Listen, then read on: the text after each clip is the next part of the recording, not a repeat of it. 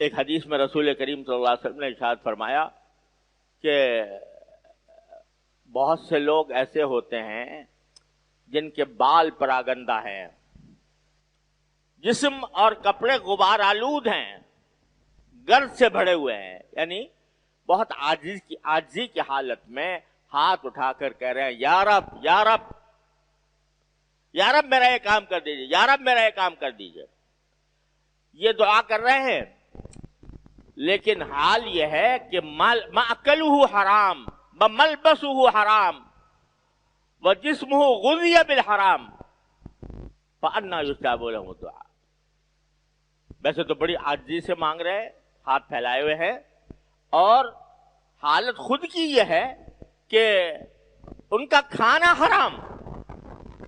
جو کھانا کھا رہے ہیں وہ حرام ہے، یعنی حرام آمدنی سے کھانا پکوایا ہے، رشوت لے کر، دھوکہ دے کر، لوگوں کو پریشان کر کے اگر آمدنی حاصل کی اور اس سے کھانا کھایا تو کھانا حرام، وملبسہ حرام، اور اس نے جو کپڑے پہنے ہوئے ہیں وہ حرام ہیں۔ حرام کیوں ہیں؟ اس لیے کہ جن پیسوں سے وہ کپڑے خریدے وہ پیسے حرام طریقے سے حاصل کیے گئے تھے، رشوت لے کر حاصل کیے گئے تھے، تو ملبسہ حرام، وہ اور اس کا جسم جو ہے وہ حرام سے پرورش پایا،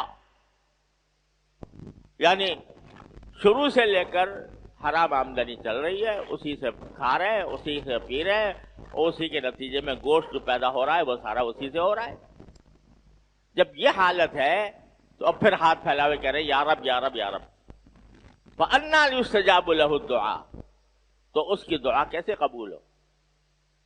جب اللہ تعالی کی نافرمانی پر کمر باندھے ہوئے اور حرام کھا رہا ہے مستقل، کیسے قبول ہوگی؟ یہ رسول کریم صلی اللہ علیہ وسلم کا ارشاد ہے۔ تو پہلی بات تو یہ ہے نا، بل یستجیبوا لی، ارے بھائی میں مجھ سے مانگتے ہو کہ میں قبول کروں تمہاری دعا، تم میری تو کر لو، تم میری پکار پر تو لبیک کہہ دو، اور یہ کہ اپنے زندگی سے حرام کا دیس نکالا کر دو، تو کوئی حرام چیز میرے گھر میں نہیں آئے گی، میں جو آمدنی حاصل ہوگی وہ حلال سے حاصل ہوگی۔ اللہ تبارک و تعالیٰ نے جن چیزوں کو حلال کیا، یا جو رسول کلوا من الطیبات واعملوا صالحا، پیغمبروں سے خطاب ہے کہ اے میرے پیغمبروں، اللہ تعالیٰ کی حلال کی ہوئی چیزوں کو آرام سے کھاؤ اور نیک عمل کرو۔ حلال کھانے کا ایک نتیجہ یہ بھی ہوتا ہے کہ آدمی کو نیک عمل کی ترغیب ہوتی ہے، اور اللہ بچائے حرام کھا رہا ہو تو حرام چیز کسی گناہ کی طرف آمادہ کرتی ہے، اللہ بچائے۔ ہم لوگوں کی تو حس ماری گئی ہے، بے حس ہو گئے ہیں، ہمیں پتہ ہی نہیں چلتا